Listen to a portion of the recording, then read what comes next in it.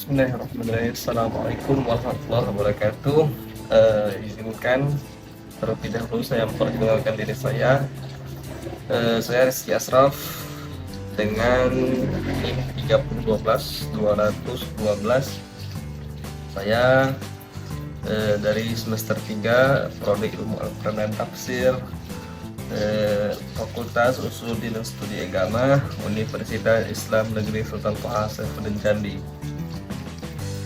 Baiklah, tidak memperpanjangkan mukadimah, mempersingkat waktu. Di sini saya akan menjelaskan sedikit banyak tentang sejarah atau pengertian sejarah dalam memenuhi UTS, tugas UTS dalam mata kuliah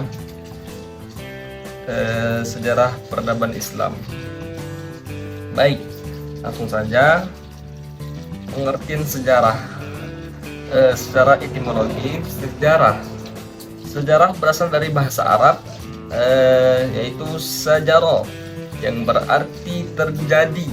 Nah, sedangkan dalam bahasa Arab terdapat kata sajaroh atau sajaratun yang berarti pohon, atau sajaroh an-nasab yang artinya pohon silsilah.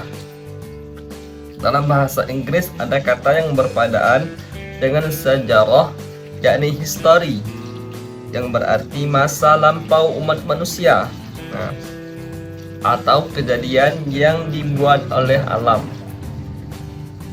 Asal-usul kata history dalam bahasa Inggris berawal dari bahasa Yunani kuno, yaitu historia, yang artinya ilmu belajar dengan cara bertanya-tanya. Dalam masyarakat di berbagai daerah juga dikenal dengan istilah-istilah menunjuk pada pengertian sejarah seperti silsilah, riwayat, hikayat, tambu, dan babat. Secara umum, sejarah dapat didefinisikan sebagai semua kisah tentang masa lampau. Sedangkan sejarah khusus sejarah adalah sebagai ilmu yang memerlukan persyaratan dan metode ilmiah. Tapi sejarah sebagai ilmu tidak mengakui semua cerita tentang masa lalu adalah sejarah.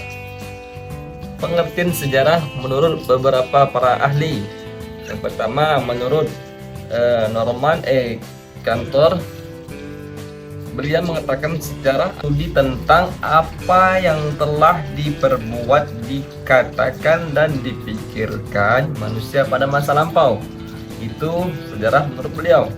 Kemudian menurut R. Muhammad Ali, beliau mengatakan sejarah merupakan keseluruhan perubahan dan kejadian-kejadian yang benar-benar telah terjadi. Itu menurut beliau, yaitu menurut R. Muhammad Ali.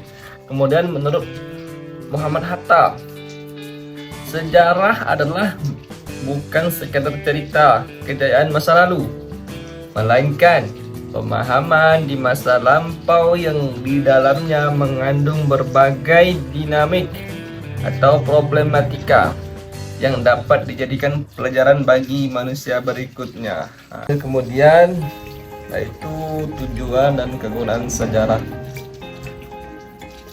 Mengenai fungsi dan kegunaan sejarah, sejak zaman klasik, para penulis sudah banyak memberikan penegasan bahwa sejarah selalu memiliki unsur value bagi kehidupan manusia. Polybius 198 sampai 117 mengatakan bahwa sejarah adalah filosofi eksampel. Ia pun mengumumkan bahwa semua orang memiliki dua cara untuk menjadi baik, yaitu berasal dari pengalaman dirinya sendiri dan berasal dari pengalaman orang lain. Nato Susanto 1979 mengidentifikasikan 4 jenis kegunaan sejarah. Yang pertama, fungsi edukatif, kemudian fungsi inspiratif, kemudian fungsi instruktif, dan yang terakhir fungsi rekreasi.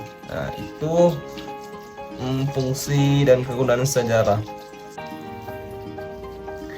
Kemudian yang terakhir yaitu sejarah, perkembangan sejarah. Nah, di sini sejarah merupakan salah satu disiplin ilmu tertua pada abad ke-17 dan abad ke-18.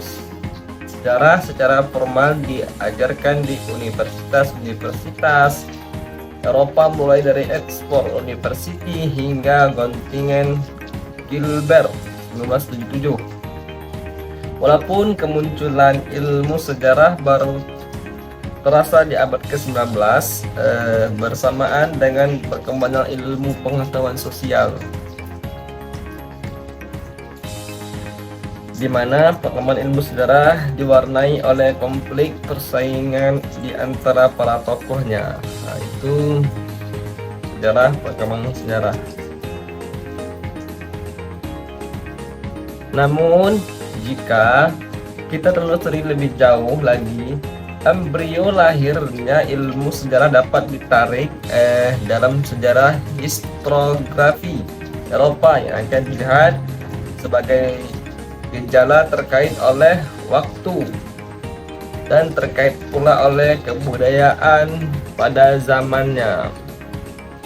Penulis sejarah Yunani yang terkenal adalah Herodotus. Herodotus menulis karyanya yang berjudul History of the Persian Wars, sejarah perang-perang Persia 500.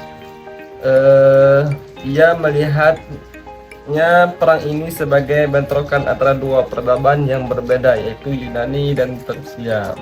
Nah, mungkin itulah yang dapat saya jelaskan tentang pengertian sejarah. Kalau kurang lebihnya saya mohon maaf.